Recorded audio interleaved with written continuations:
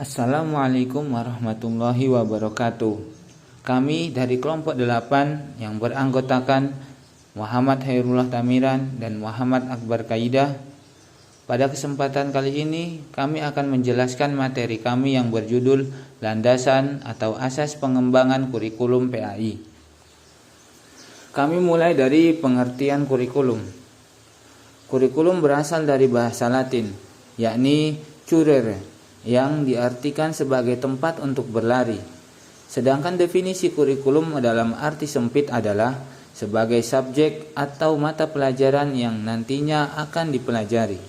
Adapun tentang pengertian kurikulum dalam pendidikan, maka bila kita kembali kepada kamus-kamus bahasa Arab, kita mendapati kata-kata manhaj atau kurikulum yang bermakna jalan yang terang atau jalan terang yang dilalui manusia dalam berbagai kehidupan.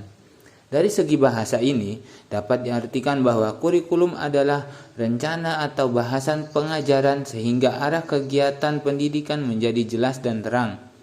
Pengertian ini terkait dengan hal yang paling menonjol dari isi kurikulum, yaitu susunan bahan atau mata pelajaran yang akan digunakan sebagai acuan dalam kegiatan pendidikan. Kita masuk pada landasan atau asas pengembangan kurikulum PAI.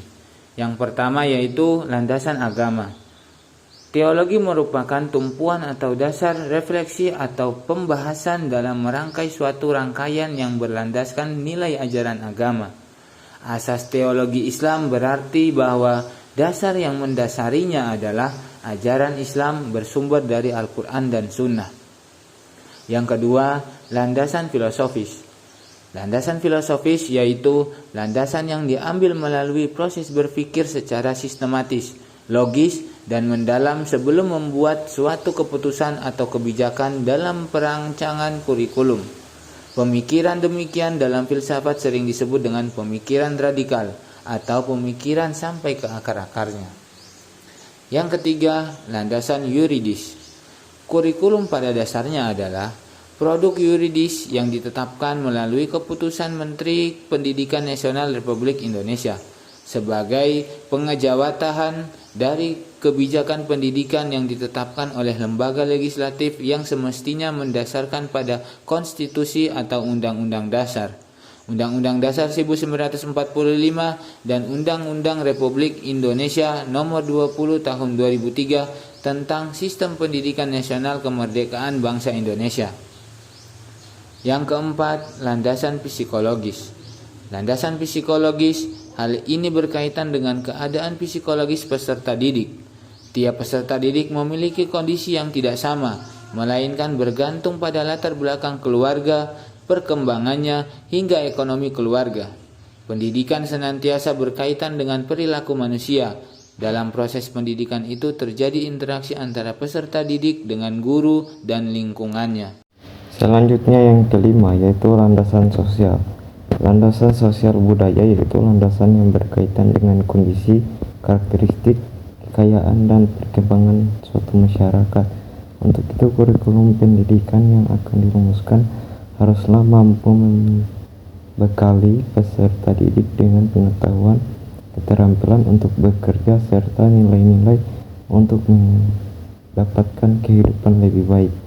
Yang keenam, landasan iptek. Landasan perkembangan ilmu dan teknologi yaitu landasan yang berkaitan dengan perkembangan ilmu pengetahuan dan teknologi. Teknologi difahami sebagai cara melakukan sesuatu untuk memenuhi kebutuhan manusia dengan bantu alat dan akal, sehingga seakan-akan memperpanjang, memperkuat, membuat lebih ampuh anggota tubuh, pecahin darah, dan otak manusia. Selanjutnya landasan empiris. Untuk dapat disebut ilmiah, metode pencairan harus berbasis pada bukti-bukti dari objek yang dapat diobservasi empiris dan terukur dengan prinsip-prinsip penilaian yang spesifik. Metode ilmiah umumnya memuat rangkaian kegiatan koleksi data atau fakta melalui observasi dan eksperimen, kemudian memformulasi dan menguji hipotesis. Metode ilmiah merujuk pada satu, adanya fakta, 2. Sifat bebas prasangka. 3. Sifat objektif. Dan 4. Adanya analisa. Nah, itulah materi-materi yang telah kami jelaskan. Sekian dari kami. Wassalamualaikum warahmatullahi wabarakatuh. See you next time.